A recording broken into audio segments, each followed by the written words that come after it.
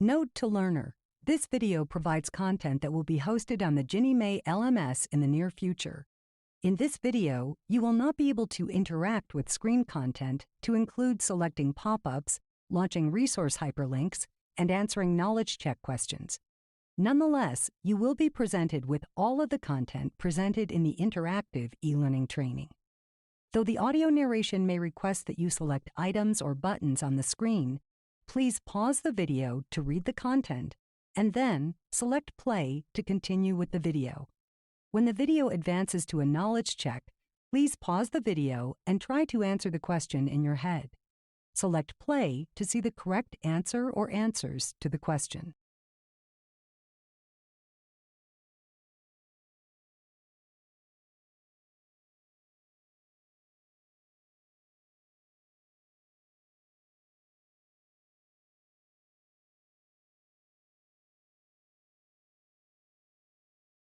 There are three main types of compliance reviews. The forward MBS issuer review. This review focuses on issuers of mortgage-backed securities in the forward market. Reverse HMBS issuer review. This review is specific to issuers dealing with home equity conversion mortgage-backed securities in the reverse market. Document custodian review. This review examines the role and responsibilities of document custodians in the compliance process. Forward issuer reviews applies to single-family, multifamily, and manufactured housing issuers.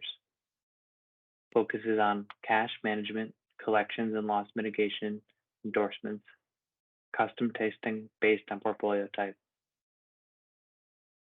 These reviews are performed on-site at issuer or issuer sub-servicer facility or conducted remotely.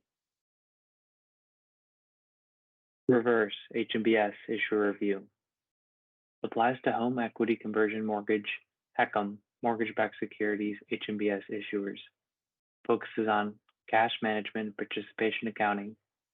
These reviews are performed on-site at issuer, servicer, issuer sub-servicer, issuer's participation agent,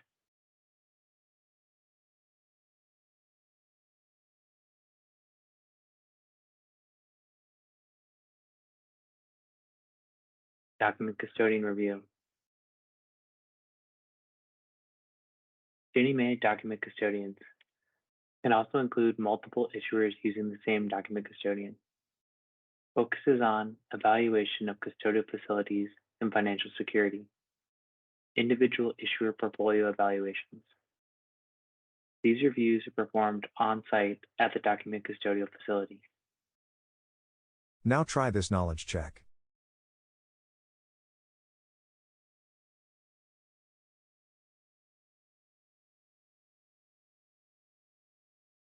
Review frequency and My Ginnie Mae roles. Reviews are scheduled by Ginnie Mae. Probationary issuers are reviewed 3 times within 24 months following issuance of the first pool. Other issuers and document custodians are reviewed at least once every 3 years. More frequent reviews may occur with larger issuers and document custodians or those with high-risk findings from previous reviews. Issuers, document custodians, and sub-servicers who participate in compliance reviews must coordinate with your org admin to maintain My Ginnie Mae roles for all users who will participate in compliance reviews. Here's an overview of the compliance review lifecycle. Compliance review lifecycle contains 7 phases, from pending to closed.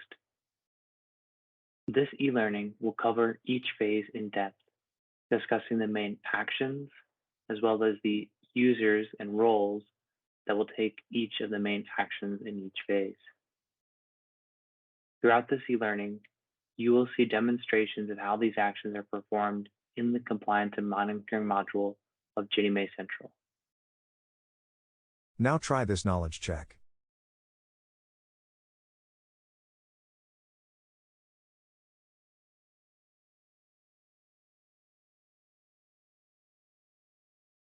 The first phase of the compliance review lifecycle is the pending phase.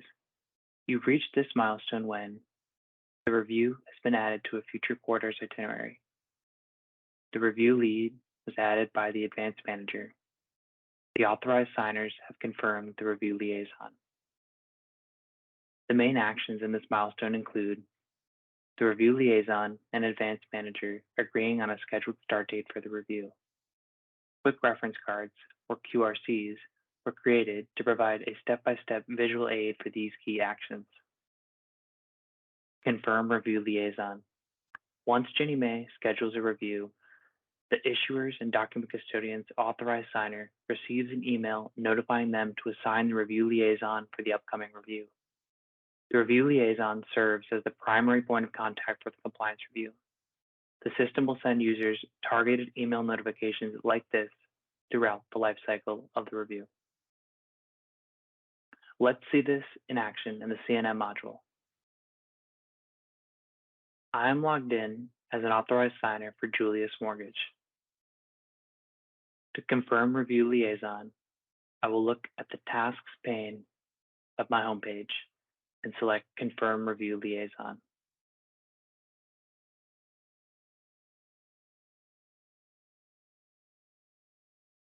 At the top of my screen, I can see that this task has been sent to all authorized signers at my issuer that hold this role.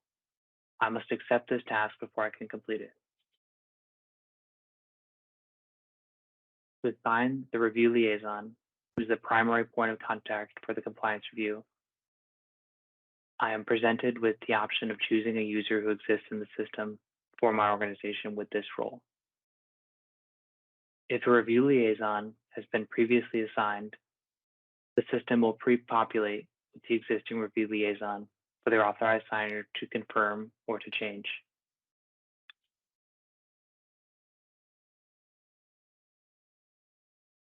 Typing the user's name in the search bar allows the authorized signer to select the user they wish to serve as the review liaison for the review. Once they've selected the desired user, select Confirm Review Liaison.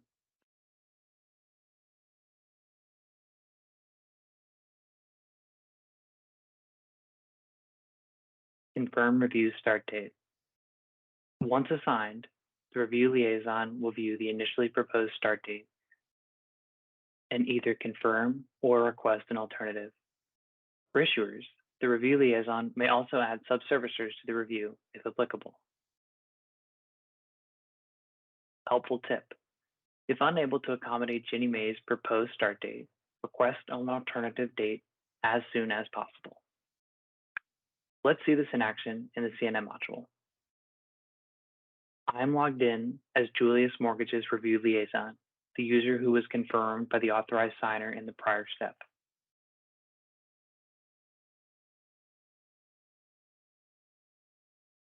To confirm the review start date and/or request an alternative date, I will start by selecting the Confirm Review Start Date in the Tasks bar on the left-hand side of the Compliance and Monitoring homepage.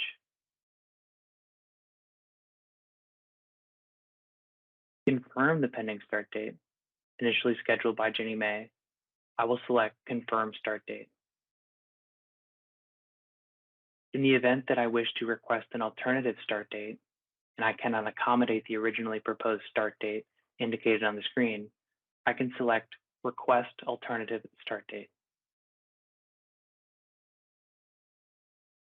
To request an alternative start date, the review liaison must provide a requested start date as well as a reason for the date change.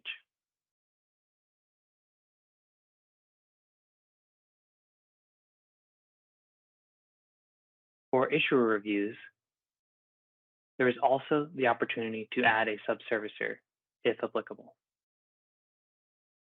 To add or confirm a subservicer, select Add a Subservicer.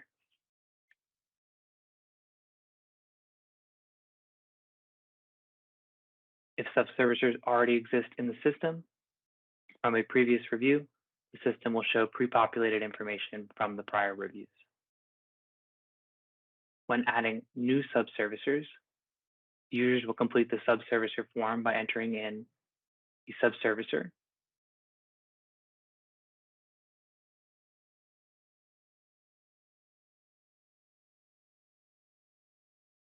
the subservicer point of contact,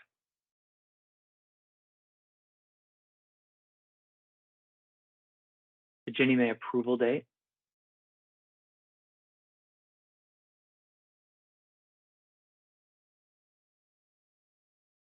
the effective start date,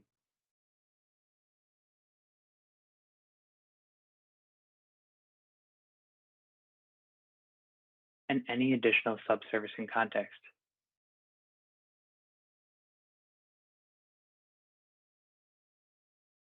Once complete, select Confirm Start Date.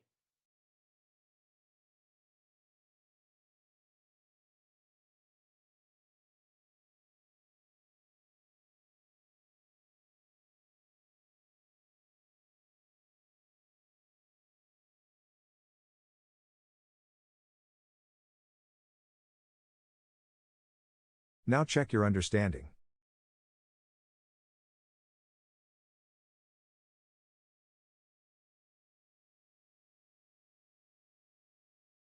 The second phase of the compliance review lifecycle is the scheduled phase. You've reached this milestone when the review liaison and advanced manager have agreed on a scheduled start date. The main actions in this milestone include review liaison completes the subservicer questionnaire if applicable. Note, this does not apply to document custodian reviews. Review lead and review liaison can manage participants. Helpful tip: proactively coordinate with org admins to ensure these users have required My Ginnie Mae roles in advance of the review. Quick reference cards, QRCs, were created to provide a step-by-step visual aid for these key actions. Complete subservicer questionnaire. If the issuer uses a subservicer, the review liaison will be required to complete the subservicer questionnaire, detailing which activities are completed by the issuer, the subservicer, both, or neither entities. Let's see this in action in the CNM module. I'm logged in as Julius Mortgage's review liaison. To complete the subservicer questionnaire, I will select Subservicer Questionnaire in the Tasks bar on the left-hand side of the CNM homepage. To complete the Subservicer Questionnaire, read the preface and instructions, and go through each row to indicate which party, issuer, or subservicer, or not applicable, is responsible for each functional area on the review.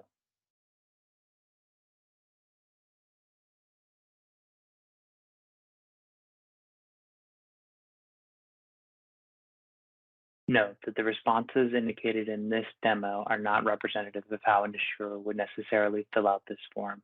Issuers should read each row and assess whether they or their subservicer are actively involved in each activity listed.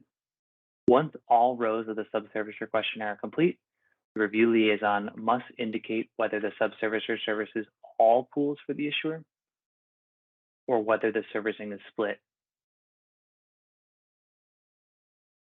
In the event the answer is no, and the subservicer does not service all pools, the issuer must provide a pool servicing breakdown to indicate which pools are serviced by the issuer in this case, and which pools are serviced by the subservicer. That information is only required if the answer to this question is no. Once all sections are complete, select Submit Questionnaire. Manage Review Participants. The review liaison may add participants to the review. To be added as a participant, users must be registered in My Ginnie Mae and assign the necessary GMC CNM role by the issuer or document custodian's org admin. Let's see this in action in the CNM module. I'm logged in as the review liaison for Julius Mortgage. To manage participants, I must first access the review record. I can do so through the banner at the top of the screen or by clicking the ID link within the My Company Reviews grid. Once on the review record, to manage participants, select the Participants tab.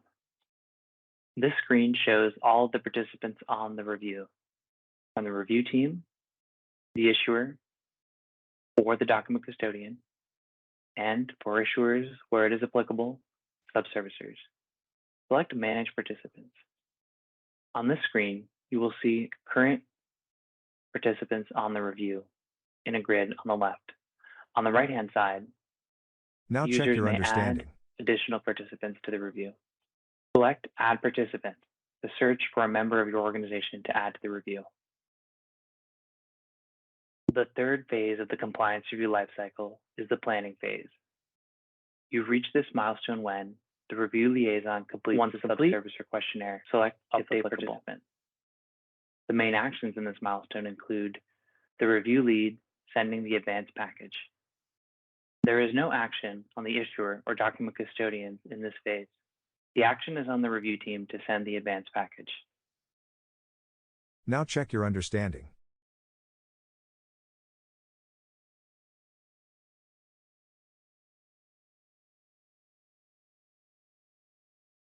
The fourth phase of the compliance review lifecycle is the advanced phase. You've reached this milestone when the review lead sends the advanced package. The main actions in this milestone include review liaison responds to the advanced questionnaire, address advanced requests, and advanced selections. Helpful tip: advanced selections are drawn from advanced requests, so provide responses timely to avoid delays in the review process. Quick reference cards, QRCs, were created to provide a step-by-step visual aid for these key actions. Submit advanced questionnaire and requests. Once the review team sends the advanced package, issuer and document custodian participants are required to respond by uploading the requested documentation. Let's see this in action in the CNM module. I'm logged in as Julius Mortgage's review liaison. However, any review participant can perform this action.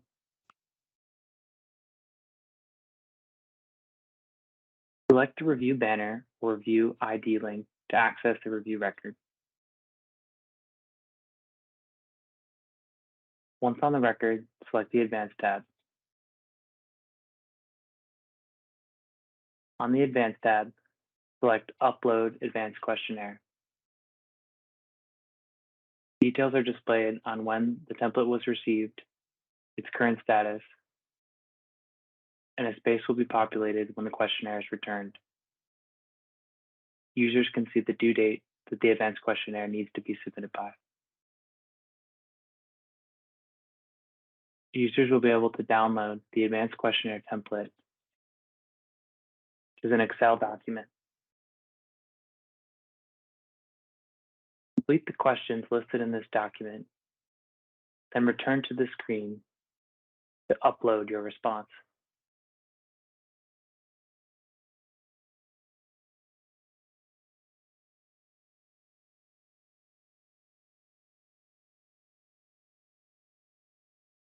Click Upload Advanced Questionnaire to send it to the review team. To submit advanced requests from the Advanced tab, select the Advanced Request ID to respond. Before clicking the ID, let's take a moment to notice the grid. The grid contains information about each advanced request: the name of the advanced request, the portfolio scope, the timeline scope, the current status of that request, and its respective due date. Note that document custodian reviews follow the same process, except for timeline scope is not applicable.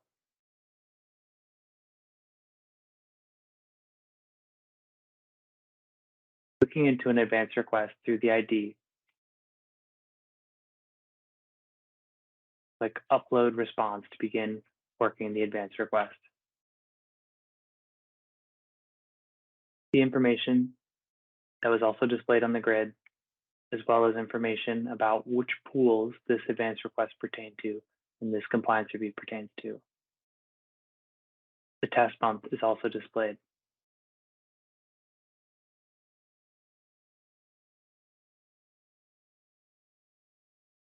enter a folder name, and upload any associated documentation.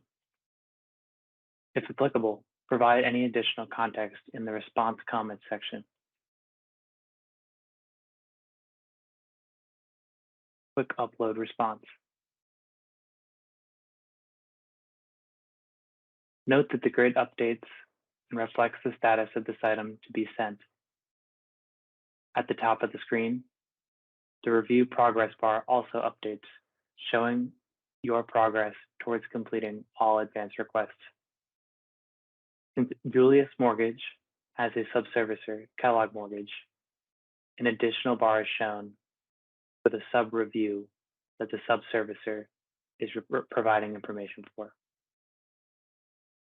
Respond to advanced selections.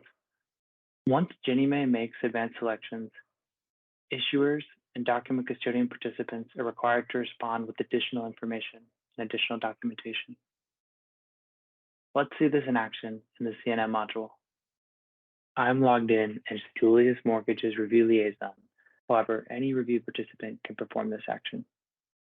First, I'll select the review banner or the review ID link to access the review record. On the review record, I'll select the Selections tab. On the Selections tab, I will select Respond to the Selections button on each of the selections categories. This button will become visible once the review team has made selections. So check back often as your review approaches. For document custodian reviews, selections will function the same way. However, the selections are all loan level and are batched into 100 loan groups. Once I click Respond to Selections, the right side of the form provides instructions on which documents to upload for each of the requested selections. Read these instructions carefully. Select Upload to attach the requested documents to each selection.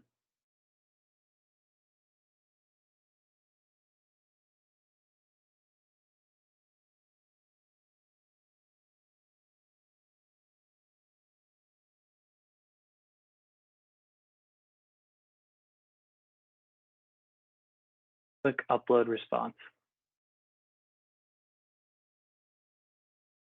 This will send the documentation back to the review team. Respond to matters requiring attention, or MRAs. If Ginnie Mae logs matters requiring attention, or MRAs, the issuer and document custodian participants must respond. These are items that arise throughout the course of the review, such as a clarified question on documentation provided. Let's see this in action in the CNM module. I am logged in as Julius Mortgage's review liaison. However, any review participant can perform this action. First, I will select the review banner or review ID link to access the review record. Once on the review record, I will select the MRAs tab. Here, I can see all MRAs pertaining to this review. I can filter by those that have been resolved, those that remain unresolved, as well as additional filters. I'm presented with a grid of all MRAs below if I have the All MRAs button pressed. In it, it lists the type of MRA it is, the title, description, and status. I see this MRA is awaiting my response. I'll select the MRA ID link to open the MRA, presented with additional details of the MRA. I will click Respond to MRA to open up the form to respond to the MRA. Now check your I understanding. have a place to upload documents, as well as an additional box to enter comments. Only one of this phase of the compliance review lifecycle is the in-review phase. You've reached this milestone when the review will start and scheduled to return to the review team. The main actions of this milestone include entrance conference logs, test areas are worked and findings are logged, initial letter generated, Exit conference logged. Helpful tip. Findings logged by the review team update in the system in real time, so check the system frequently during this phase. Quick reference cards, QRCs, were created to provide a step-by-step visual aid for these key actions. Attend entrance conference. Once the review team logs the entrance conference details, issuer and document custodian participants may view them on the entrance conference tab. The entrance conference is the formal kickoff meeting for the review. Let's see this in action in the CNM module. I'm logged in as Julius Mortgage's review liaison. However, any review participant can perform this action. To attend the entrance conference, first I will start by selecting the review banner or the review ID link to access the review record. Once on the review record, I will select the entrance conference tab. On the entrance conference tab, under the details section, I can see the date and time, meeting link, conference notes, and attendees who have attended the entrance conference. Again, the entrance conference is a meeting that formally kicks off the in-review phase of the compliance review. The review team and issuer, document custodian, and sub-servicer participants will meet to discuss the compliance review. View findings roll-up and initial letter. Issuer and document custodian participants can view findings logged by the review team. Let's see this in action in the CNM module. I'm logged in as Julius Mortgage's review liaison. However, any review participant can perform this action. To view findings roll-up, I'll select the review banner or the review ID link to access the review record. Once on the review record, I will select the findings roll-up tab. On the findings roll-up tab, the total unique findings logged across issuer and sub-servicer reviews will be displayed.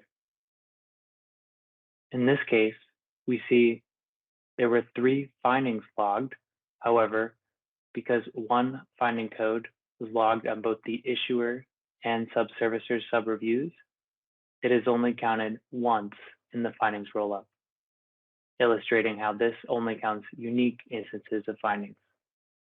On the summary tab of the review record, the initial letter is available for download on the left-hand side of the page under the initial letter section.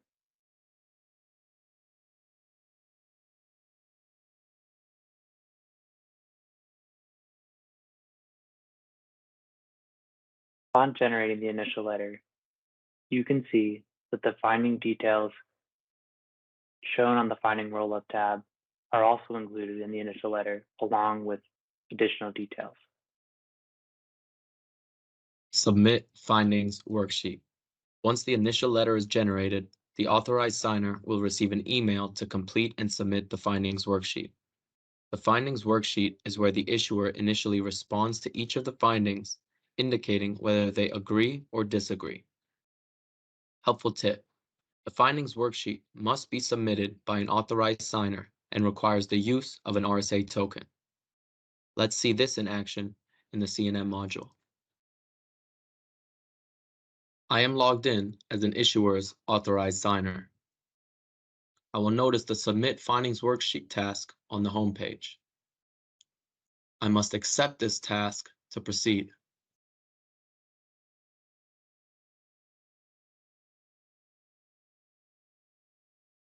I will then review all findings logged on this compliance review and choose to agree or disagree.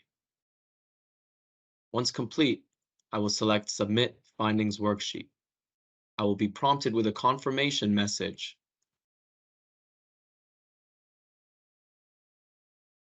I will then open the RSA Secure ID Authenticate app and use the 8-digit passcode to complete the findings worksheet.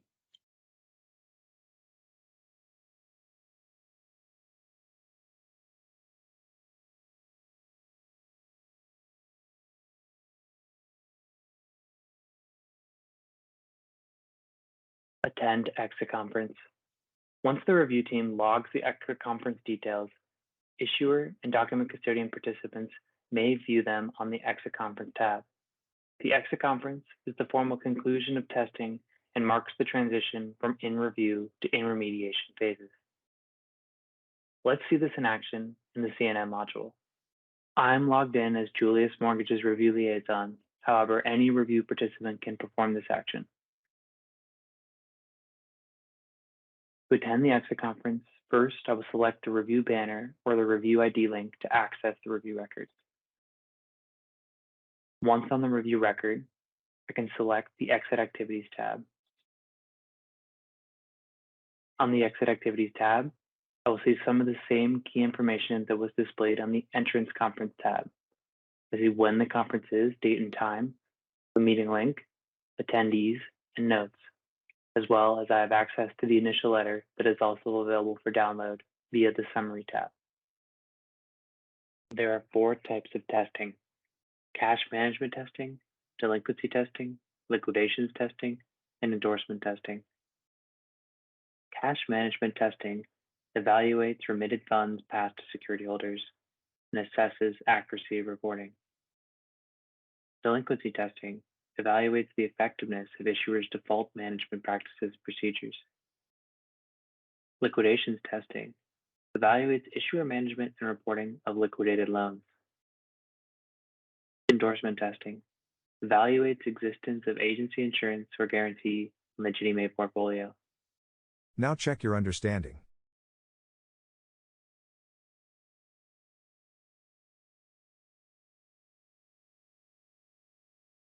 Now check your understanding.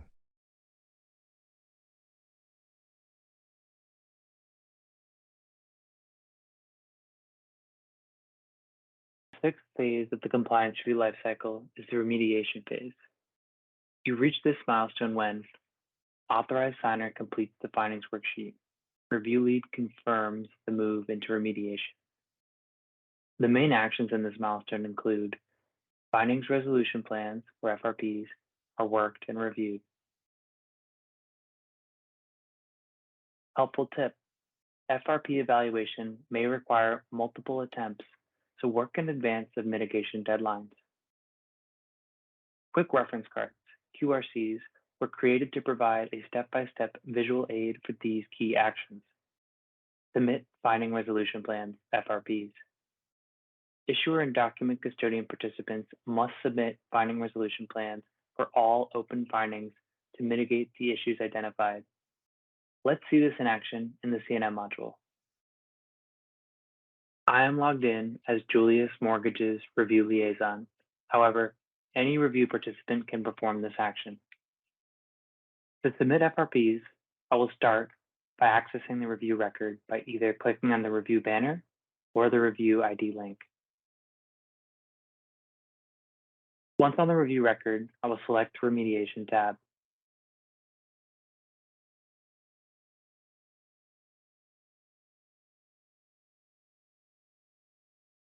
On the Remediation tab, I can see all of the sub-reviews that were included in my compliance review, both the sub-review for my issuer, Julius Mortgage, as well as the sub-review contained in the test areas that were worked with my sub-servicer, Kellogg Mortgage.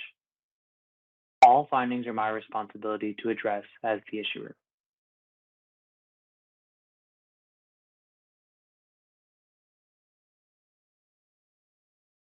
Looking at the grid, I can select the ID of the finding that I want to submit an FRP for.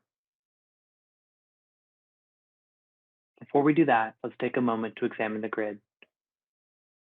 We have the finding code, an indicator identifying whether that particular finding was recurring from the issuer or document custodian's most recent compliance review, the description of the finding code, the risk level, the FRP progress,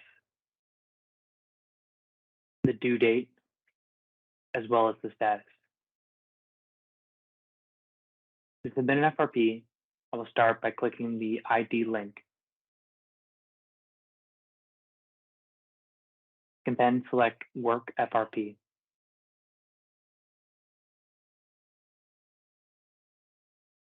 To complete the Finding Resolution Plan, or FRP, I will enter and/or upload the required mitigation and prevention documentation.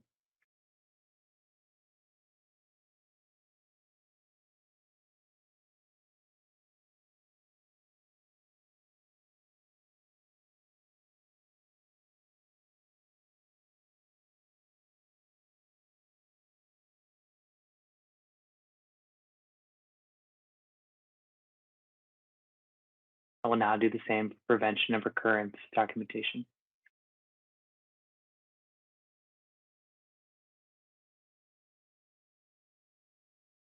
Once I've provided all information and documentation relevant for this FRP, click Submit FRP to send it back to the review team for evaluation. Findings, risk level, and remediation timelines. The timeline for submission of the Finding Resolution Plans, FRPs, varies depending on the risk level of the finding. There are 4 risk levels. They are high risk, cash related. Findings in this category require immediate attention. High risk, non-cash related. These findings also require swift action but are not directly related to cash management. Medium risk. These findings necessitate timely but not immediate action. And low risk. These are less urgent findings that still require resolution. Findings resolution plans, or FRPs, require 2 components. First component, correction and mitigation of identified conditions. This is a description of the steps taken to correct the identified issues and mitigate the conditions causing the issuance of the finding. Additional supporting documentation reflecting the issuer's internal correction or mitigation of the identified issues. The second required component of an FRP is the prevention of recurrence of identified conditions. This is the description of the policies or procedures implemented to prevent the recurrence of conditions causing the finding of noncompliance. Additional supporting documentation reflecting implementation of the policies and procedures described in the FRP. Now check your understanding.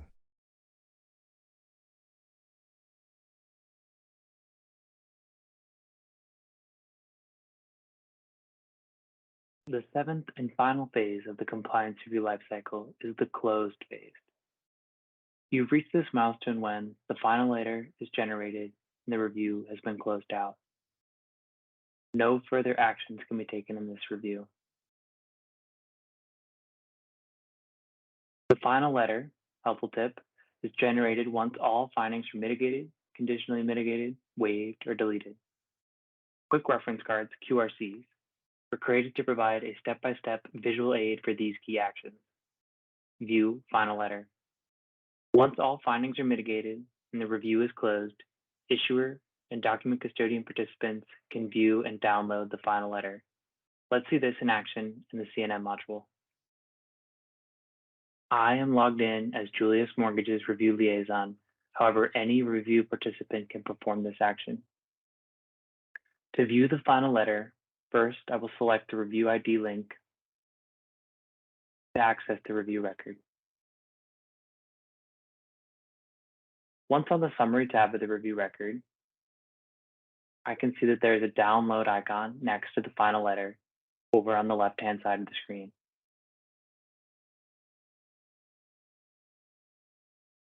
Downloading the final letter, much like with the initial letter, we'll see the final results of this closed review. Information about when the review was conducted, as well as the findings information reflected in the initial letter, along with the new information of the findings status. On the final letter, the issued findings are categorized into one of 4 statuses. Those statuses are mitigated, conditionally mitigated, deleted, and waived. Mitigated, a finding with an accepted findings resolution plan or FRP. Conditionally mitigated, a finding with an accepted FRP that is subject to one or more conditions being met for the finding to be considered mitigated. Deleted, The finding which is considered removed from the initial letter and not identified as having been issued to the participant, but is labeled in this manner for auditing purposes. Waived. A finding for which Ginnie Mae subsequently issued a waiver, where a waiver was subsequently produced by the participant after the in-review phase. Now check your understanding.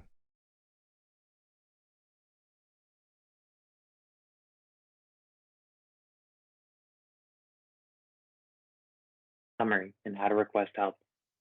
The goal of this training module was to offer a comprehensive overview of the compliance review process.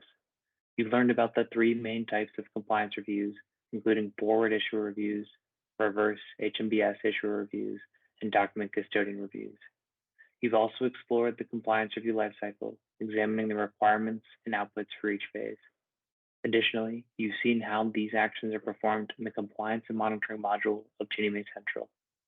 Finally, you gained insights into the three finding risk levels, their criteria, and their implications for mitigation timelines.